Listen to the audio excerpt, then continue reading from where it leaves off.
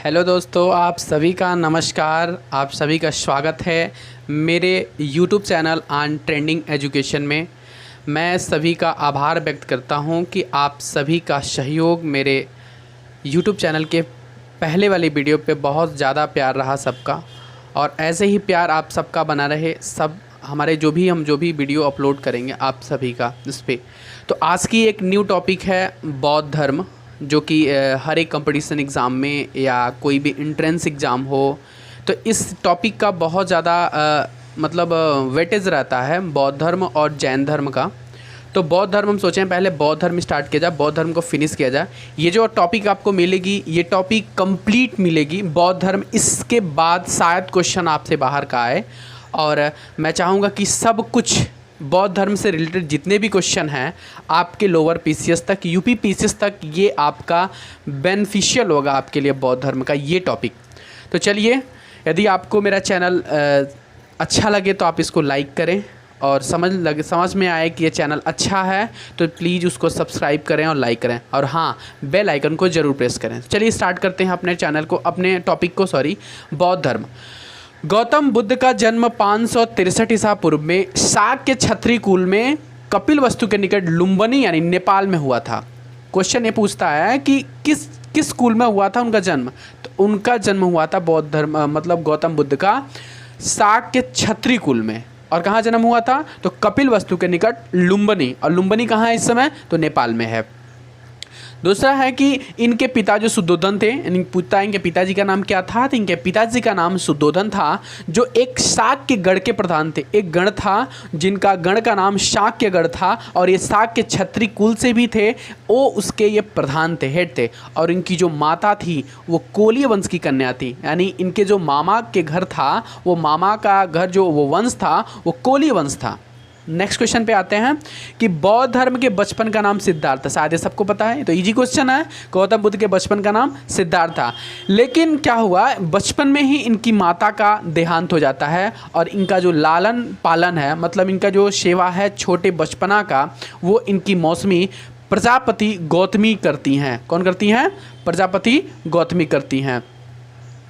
उसके बाद next question है, इनका विवाह भी एक शाक्य कुल की कन्या यशोधरा के साथ होता है। इनकी पत्नी का नाम क्या है? तो यशोधरा है, और इनसे एक राहुल नाम का पुत्र पैदा होता है। क्या नाम का? राहुल नाम का पुत्र पैदा होता है। बुद्ध के जीवन में ये देखिए, इनके जीवन में सबसे ज़्यादा प्रभाव पड़ा था तो वो 4 दृश्यों को देखे थे, जिसके वजह से इनके जीवन पे बहुत ज़्यादा प्रभाव पड़ा। जिसका पहला है, जो उन्होंने क्या देखा, वृद्ध व्यक्ति, मतलब एक बूढ़े व्यक्ति को देख करके इनके दिन में विचार आया। फिर दूसरा बीमार व्यक्ति, मतलब बीमार था वो। और तीसरा है मृतक व्यक्ति, मतलब मरे हुए आदमी को कोई लोग कंधे दे करके ले जा रहे थे। और उन्हें अंत में एक प्रसन्नचित्त सन्यासी को देखा, मतलब हैप्पी सेंट को देखा, एक साधु को देखा। इन चारों में उन्होंने कंपैरिजन किया, और यहीं से उन्होंने अपने मन में बना लिया कि मुझे अब अपना गृह त्याग करना है और मुझे ज्ञान की प्राप्ति करनी है। तो उन्होंने 29 वर्ष की अवस्था में, कितने वर्ष की अवस्था में? तो 29 वर्ष की अवस्था में वे अपने गृह को त्याग देते हैं, मतलब अपने घर को त्याग देते हैं। पूछता है कि कितने वर्ष की अवस्था में गौतम बुद्ध ने अपने घर को त्यागा था? तो बताएंगे आप 29 वर्ष। नेक्स्ट है, उनकी पहली मुलाकात जो हुई थी वो किस गुरु से हुई थी? पूछता है उनके सबसे प्रथम गुरु कौन थे? तो उनके सबसे प्रथम गुरु थे वो आचार्य अलार कलाम थे। कौन थे? आचार्य अलार कलाम। और ये भी सांख्य दर्शन के आचार्य थे। और इनकी मुलाकात कहाँ हुई थी? तो इनकी मुलाकात जो हुई थी वो हुई थी आपकी वैशाली में। कहाँ हुई थी? वैशाली में। नेक्स्ट क्वेश्चन है कि अब इसके पश्चात इनसे मुलाकात के बाद इनको भी अच्छा नहीं लगा। मतलब अच्छा क्या न लगा, मतलब इनको पूर्णतः इन अपने गुरु अलार कलाम से ये संतुष्ट नहीं हुए। फिर आगे बढ़ने के बाद इसके पश्चात एक रुद्रक रामपुत्र नामक एक दूसरे आचार्य से उनकी मुलाकात हुई है। वहाँ पर भी अपने ज्ञान को उनसे भी कुछ ज्ञान ग्रहण किए। ज्ञान ग्रहण करने के बाद क्या आती है कि इनका जो एक मिनट। और उसके बाद ये 6 वर्ष की कठिन तपस्या किए। इनका जो तपस्या है वो 6 वर्ष का रहा है, और 6 वर्ष की कठिन तपस्या के बाद 35 वर्ष की अवस्था में, 29 साल पे तो निकले थे और 6 साल का बाद का मतलब 35 साल की अवस्था में वैशाख पूर्णिमा की रात्रि पीपल वृक्ष के नीचे, और पूछता है वो नदी कौन सी थी, तो उस नदी का नाम था निरंजना नदी। क्या नाम था? निरंजना नदी के किनारे इनको ज्ञान की प्राप्ति हुई। किसकी प्राप्ति हुई? निरंजना नदी के किनारे इनको ज्ञान की प्राप्ति हुई। नेक्स्ट है कि ज्ञान प्राप्ति के बाद, अब देखो इनको जब ज्ञान प्राप्त हो गया उसके बाद ही ये बुद्ध कहलाएं। ये बहुत इंपॉर्टेंट क्वेश्चन है, हम बता दे रहे हैं आपको, ये बहुत ही इंपॉर्टेंट क्वेश्चन है कि ये इनको बुद्ध कब कहलाए। ये तो जब इनको ज्ञान की प्राप्ति हो गई है उसके बाद ही ये क्या कहलाए हैं? बुद्ध कहलाए हैं। बुद्ध का एक अन्य नाम मतलब इनको भी मिलता है, तथागत के नाम से भी इनको जाना जाता है। कहीं मिलता है किसी वेद में, किसी पुराणों में, कहीं कोई ग्रंथों में इनका नाम एक तथागत भी मिलता है, जिसका मतलब है, जिसका अर्थ है सत्य का ज्ञान, सत्य का ज्ञान। और देखो जब ये शाक्य कुल में पैदा हुए थे और ये अपने वजह से ही स्कूल का नाम ज़्यादा रोशन किए, तो इनका नाम आगे चल के शाक्य मुनि भी पड़ा। क्या नाम पड़ा? शाक्य मुनि भी पड़ा। अब हम नेक्स्ट क्वेश्चन देखते हैं। शाक्य मुनि पड़ा। उसके बाद देखिए बुद्ध को जिस स्थान पर ज्ञान प्राप्त हुआ था ना, मतलब वो ज्ञान प्राप्त उनको कहाँ पर हुआ था, वो जगह का नाम क्या था? तो जगह का नाम पता है क्या नाम था? उस जगह का नाम था बोध गया। क्या नाम था? बोध गया। ये है बोध गया, यही बोध गया कहलाए। जब इनका जन्म हो गया उस जन्म स्थली को, यानी वो जगह कहलाया, वो बोध गया कहलाया। कोई बता सकता है बोध गया कहाँ है? कमेंट बॉक्स में सब लोग बताएंगे। नेक्स्ट क्वेश्चन है कि उन्होंने अपना उपदेश ऋषिपत्तनम ने, प्रथम उपदेश, ध्यान दीजिएगा, उन्होंने सबसे पहले अपना उपदेश, ये क्वेश्चन तो बहुत ज़्यादा आता है कि उन्होंने अपना पहला उपदेश कहाँ दिया था। उन्होंने अपने सबसे पहले अपना उपदेश सारनाथ वाराणसी में दिया था, जिसका पहले का नाम था ऋषिपत्तन। क्या नाम था? ऋषिपत्तन। यहाँ उन्होंने 5 ब्राह्मण सन्यासियों को प्रथम उपदेश दिया था। वहाँ गए और सबसे पहले उन्होंने 5 ब्राह्मण सन्यासी मिले, उनको पहले अपना उपदेश दिए, और इसी उपदेश को धर्म चक्र प्रवर्तन के नाम से जाना जाता है। मतलब भगवान बुद्ध के प्रथम उपदेश को ही धर्म चक्र प्रवर्तन के नाम से जाना जाता है। उसके बाद नेक्स्ट क्वेश्चन है कि राजगृह में उन्होंने द्वितीय, तृतीय तो चतुर्थ वर्षा काल बिताया।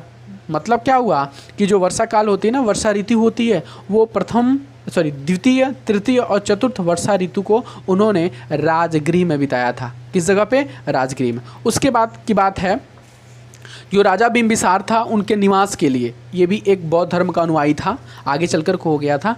राजा जो बिंबिसार था, इनके निवास के मतलब इनको रहने के लिए वेड़ुवन नामक एक महाविहार बनवाया। पूछता है कि वेड़ुवन नामक महाविहार किसके द्वारा बनवाया गया और किसके लिए? तो वेड़ुवन नामक महाविहार राजा बिंबिसार के द्वारा भगवान महात्मा बुद्ध के लिए बनवाया गया। नेक्स्ट क्वेश्चन है, नेक्स्ट पॉइंट है, अपना 5वां वर्षा काल लिच्छवियों की राजधानी वैशाली, मतलब पूछता है लिच्छवियों की राजधानी कहाँ? तो लिच्छवियों की राजधानी है वैशाली। कहाँ? वैशाली। यानी इसके बाद वो अपना 5वां वर्षा काल वहाँ पे बिताए हैं। कहाँ पे? लिच्छवियों की राजधानी वैशाली में। उसके बाद क्या हुआ कि उन्होंने जब ये बना तो फिर उन्होंने उसके बाद वहाँ भी उनके लिए एक, जो लिच्छवियों की राजधानी वैशाली थे, तो लिच्छवियों ने उनके निवास के लिए एक कुटाग्रशाला का निर्माण किया। किसका बेटा? किसका? तो कुटाग्रशाला का निर्माण किया। उसके बाद एक बहुत अच्छी बात वहाँ पे ये हुई कि जो नगर वधू थी आम्रपाली नाम की एक औरत थी, जो भी लड़की थी, औरत थी, वे उनकी शिष्या बनी वहाँ पर। कहाँ पे? वैशाली में। उसके बाद ज्ञान प्राप्ति के 8वें वर्ष में अपने प्रिय शिष्य आनंद, किसका? कौन? आनंद के कहने पर महिलाओं को संघ में अनुमति दी। पूछता है कौन से वर्ष में, ज्ञान प्राप्ति के किस वर्ष में भगवान बुद्ध ने अपने संघ में महिलाओं को प्रवेश की अनुमति दी, और किसके कहने पे? तो 8वें वर्ष में अपने प्रिय शिष्य आनंद के कहने पर उन्होंने महिलाओं को संघ में प्रवेश करने की अनुमति दी। नेक्स्ट क्वेश्चन है कि बुद्ध की मौसी विमाता, यानी उनकी मौसी ही थी, इनका नाम था विमाता, वे संघ में प्रवेश करने वाली पहली महिला थी। पूछता है। संघ में प्रवेश करने वाली पहली महिला कौन थी? तो संघ में प्रवेश करने वाली पहली महिला थी वो उनकी मौसी विमाता थी। उनका चचेरा भाई जो देवदत्त था ना, ये बहुत मतलब होशियार इंसान था और ये चाहता था कि बुद्ध को हटा करके स्वयं संघ का प्रधान बनना चाहता था, लेकिन सफल नहीं हुआ। चाहता था लेकिन सफल नहीं हुआ। नेक्स्ट पॉइंट है, बुद्ध ने सर्वाधिक उपदेश कौशल राज्य श्रावस्ती में दिए थे। कहाँ पे दिए थे? कौशल राज्य श्रावस्ती में दिए थे। बुद्ध ने अपने जो भी उपदेश दिए हैं वो पाली भाषा में दिए हैं। किस भाषा में दिए हैं? पाली भाषा में। क्वेश्चन आता है कि बुद्ध ने जो अपने उपदेश दिए थे वे किस भाषा में देते थे? तो पाली भाषा में देते थे। नेक्स्ट क्वेश्चन है, नेक्स्ट पॉइंट है सॉरी, कि बुद्ध ने अपने जीवन की अंतिम मतलब 5 तो ऋतुएं तो आपको पता है, पीछे मैंने क्वेश्चन में बताया कि 5 ऋतु द्वितीय तृतीय चतुर्थ उन्होंने बताया वैशाली में, उस राजगृह में। लेकिन उसके बाद बुद्ध ने अपने जीवन की जो अंतिम वर्षा ऋतु है ना वो वैशाली में बिताई है। अंतिम वर्षा ऋतु वैशाली में बिताई है। अपने मत का प्रचार करते हुए मल्लों की राजधानी पावा पहुँचे हैं। उसके बाद क्या हुआ? यहाँ पे बिताने के बाद वे अपने मत का प्रचार करते हुए आ जाते हैं मल्लों की राजधानी यानी पावा। वहाँ पर वे क्या करते हैं? पहुँचते हैं। और पहुँचने के बाद वहाँ एक चुंद नाम का लुहार होता है। ध्यान दीजिएगा, बहुत कन्फ्यूजन होता है यहाँ से क्वेश्चन से। यहाँ पे एक चुंद नामक लुहार होता है जो कि अपने उसी के आम्रवाटिका में ठहरे हैं और ठहरने के बाद उसने बुद्ध को सूकर मद्दव खाने का, एक प्रकार का फल था, सूकर मद्दव फल नहीं था, ये एक टाइप की खीर थी, ठीक है ना, उन्होंने उसको खाने को दिया। उनको रक्तातिसार नाम की बीमारी हो गई वहाँ पे उसको खाने के जस्ट बाद ही, खाने के जस्ट बाद। ऐसा भी माना जाता है कि ये खीर, कोई लोग खीर मानते हैं, कुछ लोग मानते हैं कि ये मांस था, बट कुछ लोग खीर मानते हैं, लेकिन हमारे अकॉर्डिंग ये मांस ही लगता है कि सूकर से संबंध है, सूअर का, इसलिए। और ये काफ़ी मतलब जो बोलते हैं कि आध्यात्मिक विचार के प्रवृत्ति के व्यक्ति थे, तो पता ही है। तो ये जाहिर सी बात है, मांस को खाएंगे तो इनको तो बीमारी तो होनी ही है, तो इनको रक्तातिसार हो गया, एक नाम की बीमारी है, उनको हो गया। और उसके बाद वे वहाँ से पावा से कुशीनगर चले गए, कुशीनारा जो आज कुशीनगर बोला जाता है, वहाँ से कहाँ चले गए हैं? कुशीनारा चले गए हैं।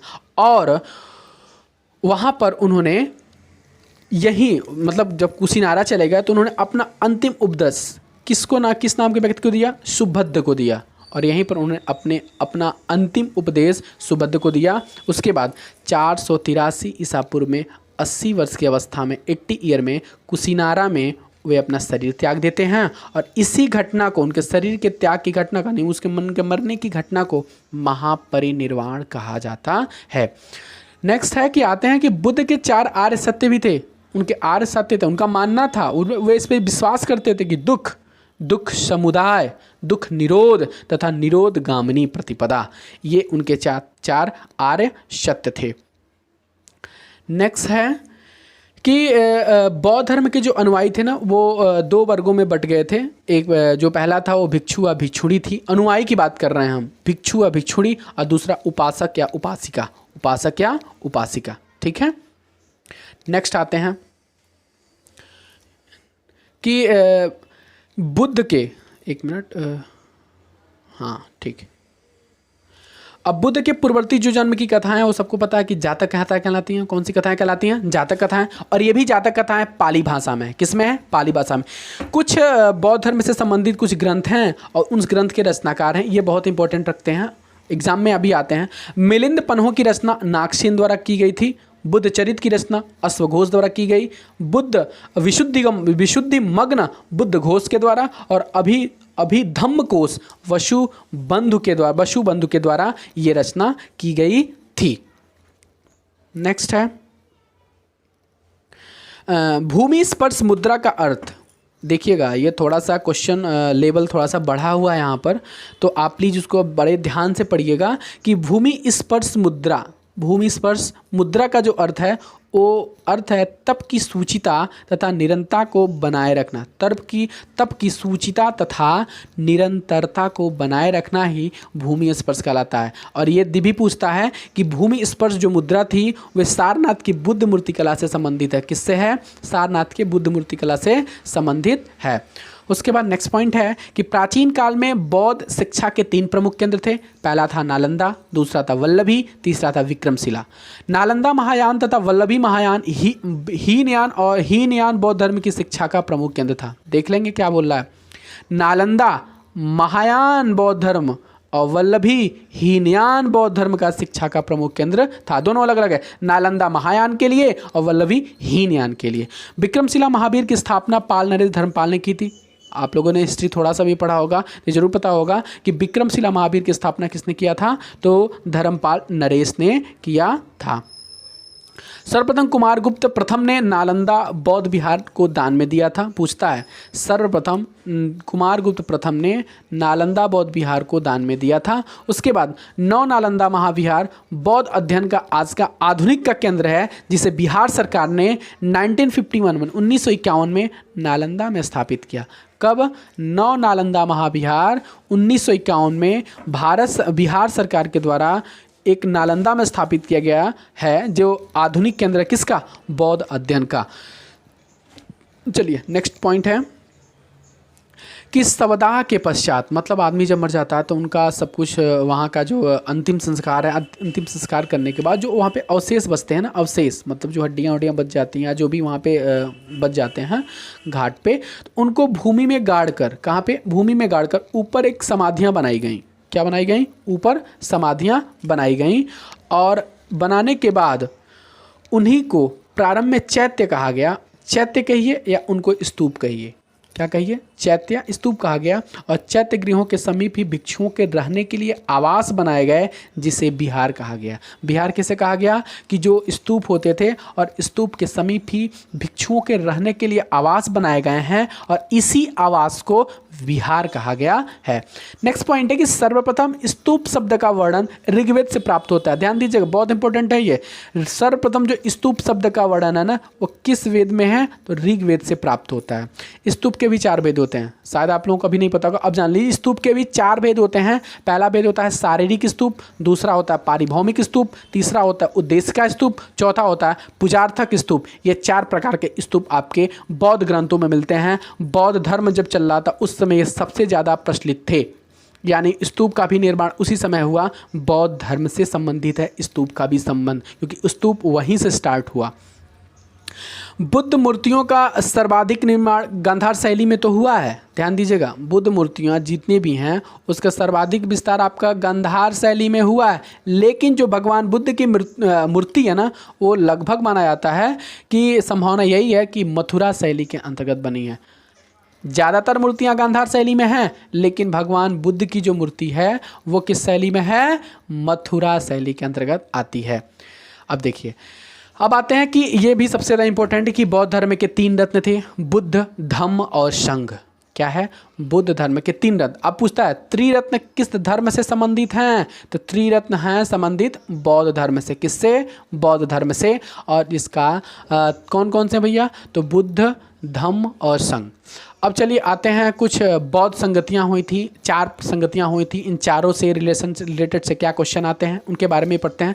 पहला हुआ था 483 ईस्वी पूर्व में, और इनको बोलते हैं इसका स्थान था राजगृह में, जिसके अध्यक्ष थे महाकश्यप या महाकश्यप, मतलब महाकश्यप ही कहा गया है। जो शासक किसके शासक के काल में हुआ था? अजातशत्रु। दूसरा जो हुआ था वो 383 ईसा पूर्व में, मतलब 383 में, जिसके शासक थे कालाशोक, जो वैशाली में हुआ था। लेकिन जो इसके अध्यक्ष थे वो सुबुकामी। लेकिन सबसे ज़्यादा इंपॉर्टेंट पूछता है शासक, ये तो कम पूछता है। शासक और स्थान, आप इनको जरूर ध्यान में रख के चलना कि शासक और स्थान जो हैं वो बौद्ध संगतियों से सबसे ज़्यादा क्वेश्चन आते हैं इससे। तृतीय है कि पाटलिपुत्र, कहाँ हुआ था भैया? तृतीय पाटलिपुत्र में। जो शासक हैं अशोक, कौन थे उस समय? शासक अशोक थे। उनके समय, अशोक के समय में तृतीय बौद्ध संगति हुई थी, जिनके अध्यक्ष मोगलीपुत्र थे। कौन थे? मोगलीपुत्र। और चौथा अंतिम कनिष्क के समय में हुआ था। कब हुआ था? कनिष्क के समय में। जो कुंडलवन कश्मीर में है, वो चौथी कुंडलवन कश्मीर में कनिष्क के समय, जिसके अध्यक्ष थे वसुमित्र और अश्वघोष उसके उपाध्यक्ष हुए थे। मतलब अभी 4 संगतियों में तीनों में कोई किसी में भी आपके उपाध्यक्ष नहीं हुए थे, लेकिन चतुर्थ में आकर के एक उपाध्यक्ष भी हुए, अश्वघोष। एक मैं आपको ट्रिक बता रहा हूँ, ए के ये ट्रिक है कि एक के, इसका मतलब कि अजातशत्रु, कालाशोक, अशोक और कनिष्क, ये चार जो शासक थे ना, इन्हीं चार शासक के समय में ही बौद्ध संगतियाँ हुई थी। आपका पहला एस का मतलब अजातशत्रु जो राजगृह में हुआ था, दूसरा है कालाशोक वैशाली में हुआ था, तीसरा है अशोक पाटलिपुत्रा में, और चौथा है कनिष्क कुंडलवन यानी कश्मीर में। ठीक है ना, इनको तो जरूर याद रखिएगा आप लोग। नेक्स्ट क्वेश्चन कि बौद्ध धर्म का प्रमुख सिद्धांत, ये पूछता है कि इसका प्रमुख सिद्धांत प्रतीत्य समुत्पात है, जिसका अर्थ है किसी वस्तु के होने पर किसी अन्य वस्तु की उत्पत्ति होती है। तो सबको पता है जब कोई दूसरा वस्तु नहीं रहेगा तो किसी दूसरे वस्तु की उत्पत्ति नहीं होगी। नेक्स्ट पॉइंट है कि जो चतुर्थ बौद्ध संगति हुई थी ना, अब थोड़ा सा फैक्ट पढ़ते हैं हम चारों संगतियों के बारे में। थोड़ा सा मैंने पहले चतुर्थ को डाला है, फिर लास्ट में आपको प्रथम द्वितीय तृतीय के बारे में भी बताया है। तो पहले इनको पढ़ते हैं कि चतुर्थ बौद्ध संगति हुई थी, इसी में बौद्धों ने अपने भाषा के रूप में संस्कृत को अपनाया था। ध्यान दीजिएगा, बौद्धों ने भी संस्कृत को अपनाया था, लेकिन किस संगति में अपनाया था? वो चतुर्थ बौद्ध संगति में। और रीज़न यही था कि इसमें बहुत बड़ा बोलबाला था, मतलब संघ के लोगों का। ठीक है ना, इसलिए इसमें संस्कृत को अपनाया गया चतुर्थ बौद्ध संगति में। चतुर्थ बौद्ध संगति में ये भी एक इंपॉर्टेंट फैक्ट है कि चतुर्थ बौद्ध संगति में बौद्ध धर्म हीनयान तथा महायान दो संप्रदायों में विभाजित हो गया था। मैंने क्या बोला कि चतुर्थ बौद्ध संगति जो हुई थी उसी में जो बौद्ध धर्म था ना, वो दो संप्रदाय में बट गया। पहला संप्रदाय हो गया हीनयान और दूसरा हो गया महायान। ये इंपॉर्टेंट चीज़ है चतुर्थ बौद्ध संगति का। उसके बाद आते हैं चीनी मान्यता अनुसार नागार्जुन ने चीन की यात्रा पर वहाँ बौद्ध शिक्षा प्रदान की। नागार्जुन को भारत का आइंस्टीन भी कहा जाता है। इसकी रचना, प्रसिद्ध रचना माध्यमिक कारिका है। माध्यमिक कारिका है, ध्यान दीजिएगा, माध्यमिक कारिका है, यानी नागार्जुन को ही भारत का आइंस्टीन कहा गया है। ये भी क्वेश्चन वन लाइनर में जरूर आते हैं। वनडे एग्जाम में, कोई भी वनडे एग्जाम की आप लोग तैयारी कर रहे हैं तो इन क्वेश्चन को थोड़ा सा, बिल्कुल मैं बहुत ही सटीक क्वेश्चन को इसमें अपडेट किया हूँ, और ये मेरे खुद के द्वारा कंटेंट बना करके कम से कम 3 से 4 बुकों को मैंने खुद पढ़ा और पढ़ता भी, उनसे मैंने रिलेटेड सारे क्वेश्चन को कंपाइल करके आपके सामने इसको रख रहा हूँ।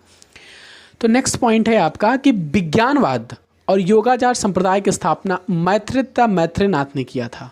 विज्ञानवाद और योगाचार संप्रदाय से संबंधित कौन थे? मैत्रेय और मैत्रेयनाथ।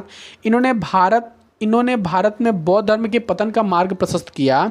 उसके बाद बुद्ध ने स्वयं अनित्यवाद के सिद्धांत को प्रतिपादित किया। मैत्रेय को बुद्ध परंपरा में भावी बुद्ध कहा गया।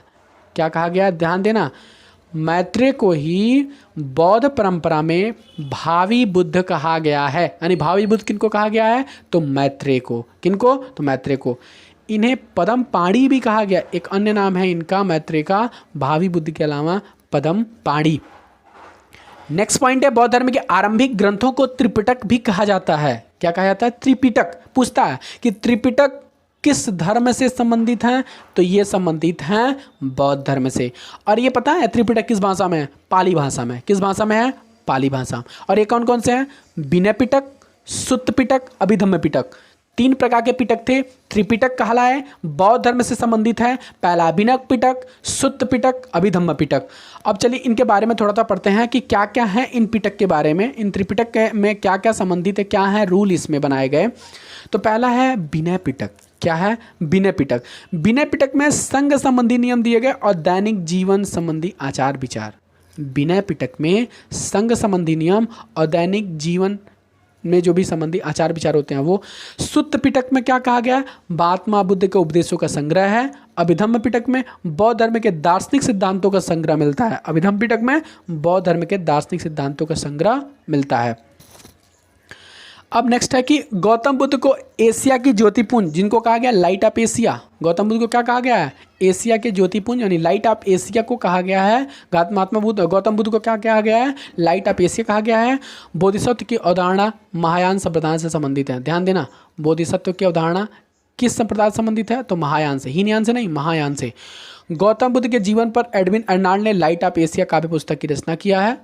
महापरिनिर्वाण मंदिर उत्तर प्रदेश के कुशीनगर जिले में स्थित है। पूछता है महापरिनिर्वाण मंदिर कहाँ है? तो कुशीनगर जिले के, उत्तर प्रदेश में कुशीनगर जिले में स्थित है। नेक्स्ट पॉइंट है मंदिर में स्थापित बुद्ध की मूर्ति 1876 में उत्खनन द्वारा मिला। कहाँ मिला? उत्खनन द्वारा मिला। ध्यान देना, जो मंदिर में स्थापित जो बुद्ध की मूर्ति है ना, जो कुशीनगर में है अभी, जो महापरिनिर्वाण के मंदिर के नाम से जाना जा रहा है, उसकी जो उत्खनन हुआ वो 1876 में, 1876 में। और इस मंदिर में जो भगवान बुद्ध की ऊंची मूर्ति है, जो लेटी हुई मुद्रा में रखी गई है, उसकी हाइट है 6.10 मीटर। क्या रखा गया है, क्या क्या कितना है, 6.10 मीटर है। इतनी ऊंची है, जो उनको लेटी हुई मुद्रा में मूर्ति हैं। सब लोग जाएं, देखें ज़रूर। कुशीनगर डिस्ट्रिक्ट में है ये। बुद्ध के शरीर त्यागने के बाद निर्वाण की प्राप्ति हुई। कहा जाता है कि निर्वाण शब्द का अर्थ क्या हुआ, तो जब बुद्ध ने अपने शरीर को त्याग दिया तो उन्होंने उसको निर्वाण कहा, जिसको मोक्ष बोला जाता है ना, कि मोक्ष की प्राप्ति हो गई, मतलब अब इस संसार को त्याग दिए, तो उन्होंने उसका नाम दिया निर्वाण। क्या नाम दिया, निर्वाण। प्रथम बौद्ध संगति में आनंद तथा उपाली ने क्रमशः सुत्त पिटक और बिनक पिटक, जो आप त्रिरत्न पढ़े हैं ना, तो उसमें से बिनय पिटक और सुत्त पिटक की रचना प्रथम बौद्ध संगति में आनंद और उपाली ने क्रमशः इसका संकलन किया था। तृतीय बौद्ध संगति में जाकर के जो एक और बचता है अभिधम्म पिटक, उसका संकलन हुआ। नेक्स्ट पॉइंट है कि नागसेन द्वारा रचित मिलिंद पन्हो ग्रंथ पाली भाषा में है। जो नागसेन द्वारा रचित है ना मिलिंद पन्हो, वो भी पाली भाषा में है। अश्वघोष रचित बुद्ध चरित और सौदरानंद संस्कृत भाषा में है। जो अश्वघोष थे रचित, उनके द्वारा रचित है बुद्ध चरित और सौदरानंद, ये संस्कृत भाषा में है। बुद्ध की सबसे बड़ा फैक्ट, बुद्ध की सबसे ऊंची मूर्ति इस समय तक अभी आपका मैत्रेय नाम से तो उस कुशीनगर में बन रहा है, उसको छोड़ करके बुद्ध की जो 123 फीट की ऊंची मूर्ति है ना, हिमाचल प्रदेश की रिवालसर झील में स्थित है। आज भी सबसे ऊंची है बुद्ध की 123 फीट की ऊंची मूर्ति हिमाचल प्रदेश के रिवालसर झील में है। भारत में उपासना की जाने वाली प्रथम मूर्ति संभवतः बुद्ध की, मतलब पूजी जाने वाली सबसे पहली मूर्ति बुद्ध की ही थी। यह इंपॉर्टेंट चीज़ है। बौद्ध संघ में सम्मिलित होने के लिए आपका ये पूछता है, अच्छा क्वेश्चन है कि बौद्ध धर्म में सम्मिलित होने के लिए, संघ में सम्मिलित होने के लिए किसी भी व्यक्ति की न्यूनतम आयु कितनी होनी चाहिए, तो 15 ईयर, मतलब 15 साल होनी चाहिए। कम से कम किसी की भी 15 साल उम्र होगी तो ये संघ में सम्मिलित हो सकता था। बौद्ध धर्म मूलतः अनिश्वरवादी है, मतलब ईश्वर में विश्वास नहीं करते हैं। इसमें आत्मा की परिकल्पना भी नहीं है, बौद्ध धर्म में पुनर्जन्म की मान्यता है। यानी ये वो जो बौद्ध धर्म है ना, वो पुनर्जन्म को मानता है, ठीक है ना, लेकिन ये मूलतः अनिश्वरवादी है। ठीक है, अब थोड़ा सा हम जान लेते हैं ना, जो हीनयान और महायान के बारे में पढ़े हैं, थोड़ा इन दोनों के बारे में डिफरेंस जान लेते हैं क्या होता है। पहला है, ये भगवान बुद्ध, ये बुद्ध को ना महापुरुष माना जाता था इसमें, हीनयान में, और इसमें उन्हें देवता माना जाता था। दूसरा पॉइंट है, हीनयान जो था वो मूर्ति पूजा और शक्ति में विश्वास नहीं करता था, और जो महायान है ना, वो आज भी या पहले भी ये आत्मा और पुनर्जन्म में विश्वास करता है। और देखिए हीनयान में जो इसका जो मतलब आदर्श वाक्य था ना, वो अर्थ पद को प्राप्त करना था, चूँकि महायान में बोधिसत्व, अब ये पढ़े भी थे, बोधिसत्व का संबंध महायान से संबंधित है। इसकी साधना पद्धति अत्यंत कठोर है। किसकी? हीनयान की बहुत ही कठोर है, और ये भिक्षु जीवन का समर्थक करता है, भिक्षु जीवन का समर्थक है ये हीनयान। लेकिन जो महायान है ना, वो काफ़ी सरल और साधारण है। ये भिक्षु के साथ साथ तो करता है, ये उनके साथ साथ उपासकों का भी वो महत्व दिया गया है। मतलब हीनयान में केवल भिक्षुओं के जीवन का समर्थन करते हैं, और महायान दोनों मानी भिक्षु के साथ साथ उपासकों का भी महत्व दिया गया है। तो ये हीनयान और महायान है। तो ये बौद्ध धर्म से संबंधित आपके लगभग सारे क्वेश्चन इसमें कंप्लीटेड हैं, सारे पॉइंट मिल जाएंगे आपको। इससे बाहर हमारे अनुसार तो नहीं मिलना चाहिए। और आप इस सभी वीडियो को बार बार देखें, बार बार देखने की कोशिश करें, इसका नोट्स बनाएं, बार बार पढ़ें, और यदि आपको लगे मतलब अच्छा लगे तो आप प्लीज़ इसको लाइक करें और सब्सक्राइब करें, प्लीज़ शेयर ज़रूर करें, क्योंकि आपके दोस्तों तक और सबको पहुँच सके और सब लोग इसको देख सकें। धन्यवाद।